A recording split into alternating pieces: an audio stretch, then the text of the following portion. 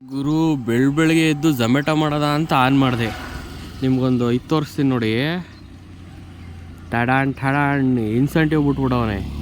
ಅದು 9 ಗಿಗ್ಗು 21 ಆರ್ಡ್ರು. ಆದರೆ ನಮಗೆ ಕೊಟ್ಟಿರೋದು ಇವಾಗ ಬೆಳಗ್ಗೆ ಲಾಂಗ್ ಆರ್ಡ್ರ್ ಕೊಟ್ಟಾಗಲೇ ನಾನು ಅರ್ಥ ಮಾಡ್ಕೋಬೇಕಾಗಿತ್ತು. ಹಳಬ್ರ ಕೈಲಿ ಇನ್ಸೆಂಟಿವ್ ಹೊಡ್ಸಲ್ಲ, ಹೊಸಬ್ರುಗಳ ಕೈಲಿ ಮಾತ್ರ ಹೊಡಿಸ್ತಾನೆ ಅಂತ. ಆಮೇಲೆ ಇನ್ನೊಂದು ಏನು ಗೊತ್ತಾಗುರೋ, ಇಲ್ಲಿ ಮಂಡ್ಯದಲ್ಲಿ ಇನ್ಸೆಂಟಿವ್ ಬಿಡೋದು ಹಬ್ಬ ಹರಿದಿನ ಆ ಥರ ಇರುತ್ತಲ್ಲ, ಅವಾಗ ಮಾತ್ರ ಅಷ್ಟೇ ಇನ್ಸೆಂಟಿವ್ ಬಿಡೋದು. ಬೆಂಗಳೂರು ಮೈಸೂರಲ್ಲಿ ಬಿಡ್ತಾನಲ್ಲ, ಆ ಥರ ಯಾವುದೇ ಕಾರಣಕ್ಕೂ ಇನ್ಸೆಂಟಿವ್ ಬಿಡಲ್ಲ ಮಂಡ್ಯದಲ್ಲಿ. ಅಂದರೆ ವೀಕ್ಲಿ ಆ ಥರ ಎಲ್ಲ ಇನ್ಸೆಂಟಿವ್ ಇರುತ್ತೆ ಬೆಂಗಳೂರು ಮೈಸೂರಲ್ಲಿ. ಇಲ್ಲಿ ಮಂಡ್ಯದಲ್ಲಿ ಆ ಥರ ಎಲ್ಲ ಇನ್ಸೆಂಟಿವ್ ಇರೋಲ್ಲ. ಇಲ್ಲೇನಿದ್ರು ಇನ್ಸೆಂಟಿವ್ ಬಂದು ನಿಮಗೆ ಹಬ್ಬ ಹರಿದಿನ ಆ ಥರದ್ರಲ್ಲಿ ಮಾತ್ರ ಇನ್ಸೆಂಟಿವ್ ಬಿಡ್ತಾನೆ ನಿಮಗೆ ಅಷ್ಟೇ. ನೀವು ಅವತ್ತೊಂದು ಟೈಮಲ್ಲಿ ಮಾಡ್ಕೋಬೋದು. ಅವತ್ತೊಂದು ಟೈಮಲ್ಲಿ ನೀವು ಮಾಡ್ಕೊಳಕ್ಕೂ ಆಗಲ್ಲ ಬಿಡಿ. ಯಾಕೆ ಅಂದರೆ ಹೊಸ ಹುಡುಗರು ಬಂದು ಸಿಕ್ಕಾಪಟ್ಟೆ ತುಂಬಿರ್ತಾರೆ. ಹೊಸ ಹುಡುಗರು ಅಂತಲೇ ಅಲ್ಲ, ಹಳೆ ಹುಡುಗರು, ಪ್ರತಿಯೊಬ್ಬರ ಹುಡುಗರುಗಳು ಸಿಕ್ಕಾಪಟ್ಟೆ ತುಂಬಿರ್ತಾರೆ ಝೊಮ್ಯಾಟೊದಲ್ಲಿ. ಹಂಗಾಗಿ ಡೌಟು, ಇವತ್ತು ಇನ್ಸೆಂಟಿವ್ ಹೊಡೆಯೋದೇ ಡೌಟು. ಯಾಕೆಂದರೆ ಇದು ಚಿಕ್ಕ ಸಿಟಿ ಮಂಡ್ಯ ಅಂತ ಏನಿಲ್ಲ. ಇವತ್ತು ಈ ಸಿಟಿಲೇ ಝೊಮ್ಯಾಟೊ ಹುಡುಗರೆ 100-150 ಜನ ಅವರೇ. ಇವನು 9 ಗಿಗ್ಗು 21 ಆರ್ಡ್ರು ಅಂದರೆ ಕಷ್ಟ. ನೋಡೋದ, ಆದಷ್ಟು ಟ್ರೈ ಮಾಡೋದ. ನಾನು ಈ ವಿಡಿಯೋನ ಕಂಪ್ಲೀಟಾಗಿ ಹಾಕ್ತೀನಿ. ನಾನೇನಾದ್ರು ಇನ್ಸೆಂಟಿವ್ ಕಂಪ್ಲೀಟಾಗಿ ಹೊಡೆದ್ರೆ, ಇವತ್ತು ಫುಲ್ ಟೈಮ್ ಡ್ಯೂಟಿ ಮಾಡ್ತಾಯಿದ್ದೀನಿ. ನೋಡೋದ, ಇವತ್ತೇನಾದ್ರು ಇನ್ಸೆಂಟಿವ್ ಹೊಡೆದ್ರೆ ಖಂಡಿತವಾಗೂ ಕಂಪ್ಲೀಟಾಗಿ ಹಾಕ್ತೀನಿ ಎಲ್ಲನೂ. ಎಷ್ಟು ಏನು ಅಂತ ಎಲ್ಲನೂ ಅರ್ನಿಂಗ್ಸ್ ಎಲ್ಲ ತೋರಿಸ್ತೀನಿ ನಿಮಗೆ. ನೋಡೋಣ ಇವತ್ತು. ನನ್ನ ಪ್ರಕಾರ ಹೇಳೋದಾದರೆ ಮಂಡ್ಯಕ್ಕೆ ಇಷ್ಟು ಡೆಲಿವರಿ ಬಾಯ್ಸ್ಗಳು ಬೇಕಾಗಿಲ್ಲ. 100-150 ಜನ, ಅದು ಝೊಮ್ಯಾಟೊ ಒಂದಕ್ಕೇ 100-150 ಜನ ಹುಡುಗರು ಬೇಕಾಗಿಲ್ಲ. ಯಾಕೆ ಅಂದರೆ ಇದು ಬೆಂಗಳೂರಲ್ಲ, ಮೈಸೂರಲ್ಲ. ಆದರೂ ಇಷ್ಟೊಂದು ಹುಡುಗರುಗಳವ್ರೆ, ಇಷ್ಟೊಂದು ಹೈರಿಂಗ್ ಮಾಡ್ಕೊಂಡವ್ರೆ. ಬಟ್ ಹೈರಿಂಗ್ ಮಾಡ್ಕೊಂಡಿರೋದ್ರಿಂದನೇ ಯಾರಿಗೂ ಕರೆಕ್ಟಾಗಿ ಆರ್ಡ್ರ್ಗಳು ಸಿಗ್ತಾಯಿಲ್ಲ. ಪಾರ್ಟ್ ಟೈಮಿಗೆ ಬರೋರು ಇರ್ತಾರೆ, ಫುಲ್ ಟೈಮಿಗೆ ಬರೋರು ಇರ್ತಾರೆ. ಗುರು, ಇನ್ನೊಂದೇನು ಅಂದರೆ ಬೆಂಗಳೂರಲ್ಲೂ ಮೈಸೂರಲ್ಲೂ ಇದೇ ಥರ ಕಾಲ್ ಬರುತ್ತಾ ಅಂತ ದಯವಿಟ್ಟು ಯಾರಾದರೂ ಕಮೆಂಟ್ ಬಾಕ್ಸಲ್ಲಿ ಕಮೆಂಟ್ ಮಾಡಿ. ಕಾಲ್ ಬಂದರೆ ಎಸ್ ಅಂತ ಹಾಕಿ, ಇಲ್ಲಾಂದರೆ ನೋ ಅಂತ ಹಾಕಿ.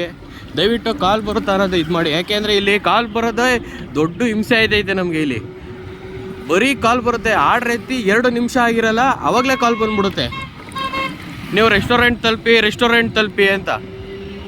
ಗಿಗ್ ಕಾರ್ಮಿಕರು ನಿಜವಾಗಿಯೂ ಇದೊಂದು ಬಹಳ ಒಳ್ಳೆ ತೀರ್ಮಾನ ಬಂದಿದೆ. ಇದು ಆ ಹುಡುಗರು ಡೆಲಿವರಿ ಬಾಯ್ಸ್ ಇರ್ತಾರಲ್ಲ, ಅದು ಸ್ವಿಗ್ಗಿ ಆಗಲಿ, ಝೊಮ್ಯಾಟೊ ಆಗಲಿ, ಬ್ಲಿಂಕಿಟ್ ಆಗಲಿ, ಝೆಪ್ಟೋ ಆಗಲಿ, ಯಾರೇ ಆಗಲಿ, ಆ ಹುಡುಗರ ಪಾಡ್ ಯಾರಿಗೂ ಬೇಡ ರೀ. ಏನಂತ ಕಂಪ್ನಿಗಳು ಹೇಳಿಬಿಡ್ತವೆ, 10 ಮಿನಿಟ್ಸಲ್ಲಿ ಡೆಲಿವರಿ ಕೊಟ್ಬಿಡ್ತೀವಿ, 10 ನಿಮಿಷದಲ್ಲಿ ಮನೇಲಿ ದೋಸೆ ಇರುತ್ತೆ, 10 ನಿಮಿಷದಲ್ಲಿ ಮನೇಲಿ ಗ್ರಾಸರೀಸ್ ಬಂದು ಬಿದ್ದುಬಿಡುತ್ತೆ, ಇಡ್ಲಿ ಹಿಟ್ಟು ಬೇಕಾ ತಂದು ಕೊಟ್ಬಿಡ್ತೀವಿ, ಬಿಸ್ಕೆಟ್ ಬೇಕಾ ತಂದು ಕೊಟ್ಬಿಡ್ತೀವಿ.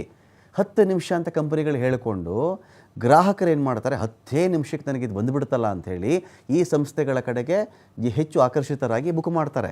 ಆದರೆ ನಿಜವಾದ ಪಾಡು ಯಾರ್ದು ಹೇಳಿ? 2 ಕಿಲೋಮೀಟ್ರಾ, 3 ಕಿಲೋಮೀಟ್ರಾ, 4 ಕಿಲೋಮೀಟ್ರಾ ಎಲ್ಲೋ ಫುಡ್ ಇರುತ್ತೆ. ಆ ಫುಡ್ ತಂದು ಇಲ್ಲೆಲ್ಲೋ ರೀಚ್ ಮಾಡಬೇಕಾಗತ್ತೆ, 2 ಕಾರ್ನರ್ಗಳಲ್ಲಿ ಇರ್ತವೆ. ಸೊ ಇಂಥ ಪರಿಸ್ಥಿತಿ ಆಗಿಬಿಟ್ರೆ 10 ನಿಮಿಷದಲ್ಲಿ ಕೊಡೋದು ಹೇಗೆ ಅಂತ ಬಂದಾಗ ಆ ಕಾರ್ಮಿಕರು ಬಸವಳೆದು ಬಿಡ್ತಾರೆ. ಅಯ್ಯೋ ಇದಾಗಲ್ಲಪ್ಪ ಅಂಥೇಳಿ ಈ ಒಂದು ಡಿಮ್ಯಾಂಡ್ ಇಟ್ಟರವರು ಈ 10 ಮಿನಿಟ್ಸ್ ಡೆಲಿವರಿ ಅನ್ನೋದನ್ನು ಮಾತ್ರ ದಯವಿಟ್ಟು ರದ್ದು ಮಾಡಿಬಿಡಿ ಅಂಥೇಳಿ ಕೇಂದ್ರ ಸರ್ಕಾರಕ್ಕೆ ಮನವಿ ಮಾಡ್ಕೊಂಡ್ಬಿಟ್ರು. ಇದೀಗ ಏನಾಗಿದೆ, ಈ 10 ನಿಮಿಷದ ಕಥೆ ನಿಮ್ದು ಇದೆಯಲ್ಲ, ಡೆಲಿವರಿ ಕೊಟ್ಬಿಡ್ತೀವಿ ಅಂಥೇಳಿ, ಇದನ್ನೇ ನೀವು ರದ್ದು ಮಾಡಬೇಕು ಅಂಥೇಳಿ ಈ ಕ್ವಿಕ್ ಕಾಮರ್ಸ್ ಕಂಪನಿಗಳಿಗೆ ಇದೀಗ ಸರ್ಕಾರ ಸೂಚನೆ ಕೊಟ್ಟಿದೆ.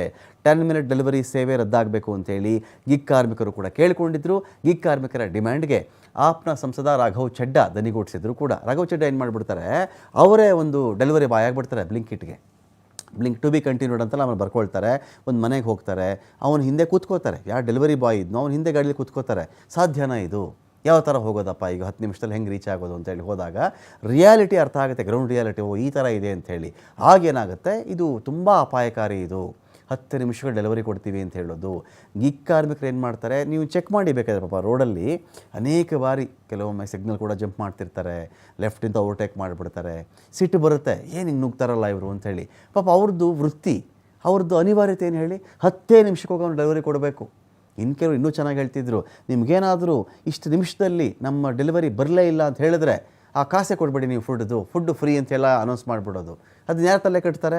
ಡೆಲಿವರಿ ಬಾಯ್ ತಲೆ ಕಟ್ತಾರೆ. ಹಾಗಾಗಿ 10 ನಿಮಿಷದ ಈ ಸೇವೆ, ಡೆಲಿವರಿ ಸೇವೆ ಇದೆಯಲ್ಲ, ರದ್ದು ಮಾಡಬೇಕು ಅಂತ ಆಗ್ರಹ ಮಾಡಿದರು. ಕೇಂದ್ರ ಕಾರ್ಮಿಕ ಸಚಿವ ಮನ್ಸುಖ್ ಮಾಂಡವೀಯ ಸಭೆ ಮಾಡ್ತಾರೆ. ಕ್ವಿಕ್ ಕಾಮರ್ಸ್ ಕಂಪನಿಗಳಾದ ಬ್ಲಿಂಕಿಟ್, ಝೆಪ್ಟೋ, ಸ್ವಿಗ್ಗಿ, ಝೊಮ್ಯಾಟೊ ಸೇರಿದಂತೆ ಅನೇಕರೊಂದಿಗೆ ಸಭೆ ಮಾಡ್ತಾರೆ. 10 ನಿಮಿಷಗಳ ಡೆಲಿವರಿ ನಿಲ್ಲಿಸಬೇಕು ಅಂತೇಳಿ ಕಂಪನಿಗಳಿಗೆ ಸೂಚನೆ ಕೊಟ್ಟಿದ್ದಾರೆ. ಇದಾದ ಬಳಿಕ ಬ್ಲಿಂಕಿಟ್ ಸಂಸ್ಥೆ 10 ಮಿನಿಟ್ ಡೆಲಿವರಿ ಸೇವೆ ಸ್ಟಾಪ್ ಮಾಡಿಬಿಟ್ಟಿದೆ. ಕೇಂದ್ರ ಸರ್ಕಾರವನ್ನು ಆಪ್ ಸಂಸದ ರಾಘವ್ ಚಡ್ಡಾ ಸ್ವಾಗತ ಮಾಡಿದ್ದಾರೆ. ಈ ರೋಡ್ ಕಿತಾಕಿ ಮಿನಿಮಮ್ ಅಂದರೂ ಏನೊಂದು 3 ತಿಂಗಳ ಮೇಲೆ ಆಗೈತೆ. ಆದರೆ ಇಲ್ಲಿ ಮಾತ್ರ ನೀರು ಹಾಕ್ತವ್ರು ಹೊರತು ಟಾರ್ ಆಗ್ತಾ ಇಲ್ಲ. ಎಂಥ ಕತೆ ಗುರು ಇದು. ನಮ್ಮ ದೇಶ ರೀ, ನಾವು ಕಟ್ಟಿರೋ ದೇಶ ಇದು. ನಿಮ್ಗೆ ಇನ್ನೊಂದು ತೋರಿಸ್ಬೇಕು ಅಂದ್ಕೊಂಡೆ ನೋಡಿ, ಹೈಯೆಸ್ಟ್ ಅರ್ನಿಂಗ್ಸ್ ಅಂತೆ. ಇವತ್ತು ನೋಡೋದ ಎಷ್ಟು ಹೈಯೆಸ್ಟ್ ಅರ್ನಿಂಗ್ಸ್ ಮಾಡಿಸ್ತಾನೆ ಅಂತ. ಎಲ್ಲ ಹತ್ರಲ್ಲೂ ಆಲ್ಮೋಸ್ಟ್ ಹಂಗೆ ಕೊಡಿಸ್ತವನೆ. ಕೊಟ್ಬಿಟ್ಟು 500, 600, 700 ಮೇಲೆ ಮಾಡಿಸಿಲ್ಲ ಬಿಡಿ, ಇಷ್ಟೇ ಮಾಡಿಸ್ತಾ ಇರೋದು. ಇವತ್ತು ತೋರಿಸ್ತೀನಿ ಎಷ್ಟು ಅರ್ನಿಂಗ್ಸ್ ಆಗುತ್ತೆ ಅಂತ ತೋರಿಸ್ತೀನಿ, ಇನ್ಸೆಂಟಿವ್ ಎಷ್ಟು ಅಂತ ತೋರಿಸ್ತೀನಿ. ಇವಾಗ ಸದ್ಯಕ್ಕೆ ಎಷ್ಟು ಆರ್ಡ್ರು? 7 ಆರ್ಡ್ರೇನೋ ಹೊಡೆದಿದ್ದೀವಿ ಅಷ್ಟೇ.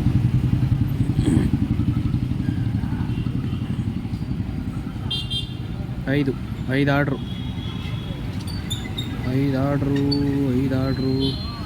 ಆರ್ಡ್ರು ಅಷ್ಟೇ ಗುರು. ಇದು ನೋಡಿ ಗುರು, ನಾನೇ ಗಮನಿಸಿರಲಿಲ್ಲ. 21 ಆರ್ಡ್ರು, 9 ಕಿಕ್ಕು. ಇದು ಯಾವ ಥರ ಇದು ಇನ್ಸೆಂಟಿವು? ಏನು ಜಾಸ್ತಿ ಆಗಿಲ್ಲ, ಜಾಸ್ತಿ ಆರ್ಡ್ರ್ ಹೊಡೆದಿಲ್ಲ. 16 ಆರ್ಡ್ರು, ಇನ್ನೂ 5 ಆರ್ಡ್ರು ಏನೋ ಬೇಕು. ಓಡಿಸ್ಬಿಟ್ಟ ಗುರು, ನೋಡು ಗುರು, ಕೊನೆಗೂ ಇನ್ಸೆಂಟಿವ್ ಓಡಿಸ್ಬಿಟ್ಟ.